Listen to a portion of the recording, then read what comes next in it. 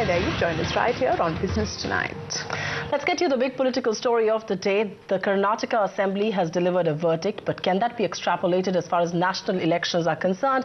Should the Congress breathe easy? What has really gone wrong with the BJP? For all of those questions, we have three very special gentlemen. Rajeev Chandrasekhar, Rajiv Pratap Rudy and Veerappa Moily all joining us with their expert take on all of that. Rajeev, let's begin with you. Your party has been routed completely. You're down to 40 seats, a good 75 seats down. What do you blame this poor show of the BJP to? Well, the picture which has emerged, it's a defeat. It's indeed a bad defeat. And we are disappointed. But it is much within the expected lines, and whatever we maybe have been saying prior to the elections about our victory. But most of us within the party knew that it's going to be a bad show. So we have to accept this defeat, and we also have to accept that it was not because of governance or issue of governance. It was basically bad politics. And when I say bad politics, it means the cohesiveness within the BJP did not exist. And that's why the Central Parliamentary Board of the BJP, which sat today, went into the issues. And I think there is a degree of disappointment. But at the same time, with this disappointment, we want to say that we will gear up. And it's basically a wake-up call. Karnataka is a wake-up call for the Bharatiya Janata Party. I appreciate the fact that you're being rather candid here. It is a wake-up call for the Bharatiya Janata Party, and I'm presuming that your parliamentary board is looking into it because we are perhaps going to stare at general elections soon. But Mr. Moily, I know you've swept the polls, you've come back with 120 seats. Do you really believe that Karnataka has voted for the Congress much as it has against the BJP? It is clearly for the Congress. If it was only against BJP, perhaps there would have been a fractured verdict. Since there is a clear verdict, 121, and putting the BJP and the JDS in appropriate places, it is very positive. And of course, all these considerations of corruption and the nightmare during the last 5 years, it really also weighed in the minds of the electorate.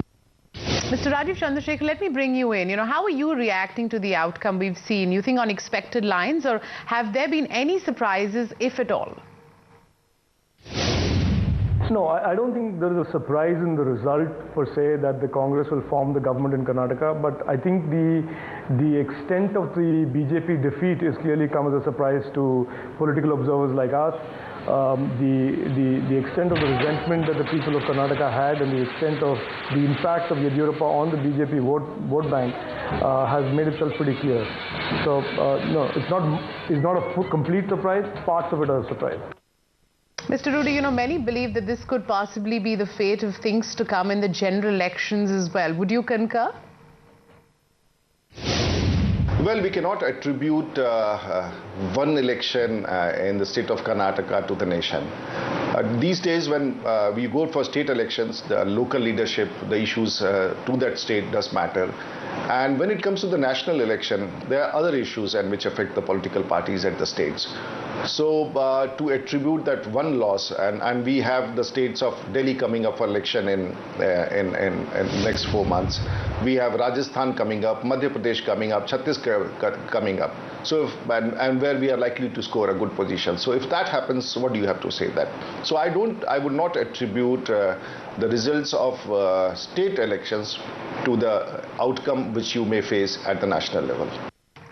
Rajeev, you wouldn't understandably want to attribute this to national elections, but Mr. Moily, do you believe this could be an indication of general elections? I know you have every reason to, but realistically speaking, do you believe these numbers can really be extrapolated on a national level? Yes, this, it is not we, it is BJP, which said, this will show the way for Congress. Now this has shown the way to Congress. That showed this is a demonstrative election that, the 2014 will be the UPA 3 government. That's very clear.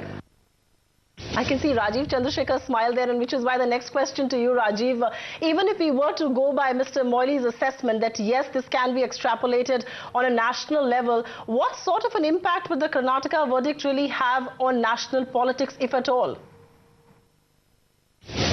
I think it is one thing is very clear, that 2014 elections are going to be fought on the fundamental issues of governance, on corruption and on development models between the two parties or the three parties that are in fray.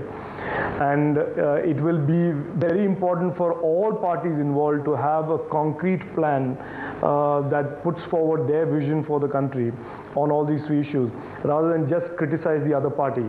I think the BJP had gotten into a comfort zone of criticizing the Congress and had forgotten to build its own story in Karnataka. And these elections have proved that it's not enough to criticize one party, you also have to have a strong story of your own. Mr. Modi, there's no denying the fact that corruption has been an important issue, when it comes to Karnataka. People decisively, as we saw, voting out a seemingly corrupt government. But my question then is, doesn't the Congress perhaps have reasons to worry, given the many scams and charges of misgovernance? No, the BJP's, what they have done, the corrupt government, gives a message to the future and to the government which will be headed by the Congress, that there should be a zero tolerance for corruption. And this is a clear message. I think we need to go by that message. Right, Mr. Modi, given the fact that Congress exposed rampant corruption in the BJP-led government in Karnataka, don't you think it's time your own ministers in the eye of a storm in Delhi perhaps consider resigning? You cannot conclude just because BJP wants people to be sacked. I don't think, people can be sacked like that. Everything, there is a rule of law and a process involved. And, you want to subvert those processes and the system and say that, once allegations are made, you should be punished. I think it is too premature to speak about it. That too, they are not prepared to utilize the forum of the parliament for this. Parliament, they could have discussed, exposed, talked about it. They are not prepared either to wait for adjudication before the Supreme Court, nor they are prepared to boldly come before the UPA government and before either in the Rajya Sabha or that is the right platform. It is not Roman politics, it is not a Greek politics, it is a politics in the democratical process. They think that sometime they can go to the street, that they can throw the government, destabilize. Those days are over. I don't think the psyche of Indian democracy will respond to that kind of a street politics or a politics which played on the street, not on the platform. Now, it is such a mature democracy in the country that people require you to take the appropriate right forum to address your grievances. All right, your ministers will perhaps not resign because the opposition wants them to. They will perhaps if Sonia Gandhi asks them out. But Rajiv Pratap Rudy, let me just get this back to you. The whole issue in Karnataka seems to have been about corruption. Does that then not make your opposition in New Delhi seem hollow? Because you really have been voted out in your bastion in the south on this very issue of corruption. Well, of course, it's an issue to be debated, whether we were voted out on the issue of corruption or the BJP did not find the real politics working for having taken a stand against corruption. So it's a matter of analysis. But at the same time, the Congress friends have been trying to say that it's corruption in Karnataka and they are trying to set off corruption in Delhi, which is not going to work. You cannot set off one corruption against the others. Rajeev Chandrasekhar, you track things very well in New Delhi as much as you do in Bangalore. Considering, the state was really BJP's gateway to the south of India, and with that bastion gone, should one presume that the southern dream for the BJP is well over? I don't know. I think it's healthy in national politics to have two strong parties with national presence. So I hope that the BJP does grow in the south and provide a counter or an alternate to the Congress. That's in our interest to have choice and options.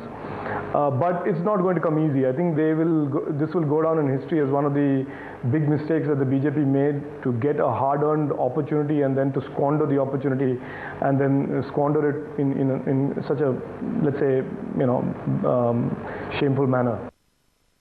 Mr. Rudy, why do you suppose Narendra Modi's magic didn't work in Karnataka? And, one wonders then that will this defeat force the BJP to decide on the strategy and a national role for Narendra Modi?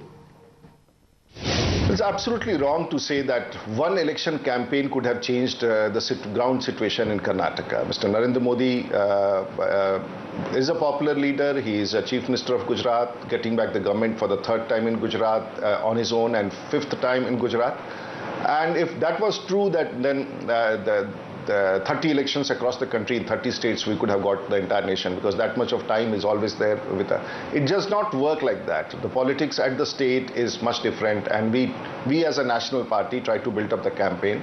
But to say that one election meeting of Mr. Narendra Modi should have change the situation, and it's very impractical, and those who understand politics would say it doesn't work like that. So it's very incorrect to say that his going there did not have an impact. He's after all a Chief Minister of a state, and he's been very popular, and of course he is a face figure which was BJP does look up, and the workers do look up at him. All right, we'll leave it at that, gentlemen. Many thanks for taking time out and speaking with us, Mr. Virappa Moily, Rajiv Pratap Rudy and Rajeev Chandrasekhar.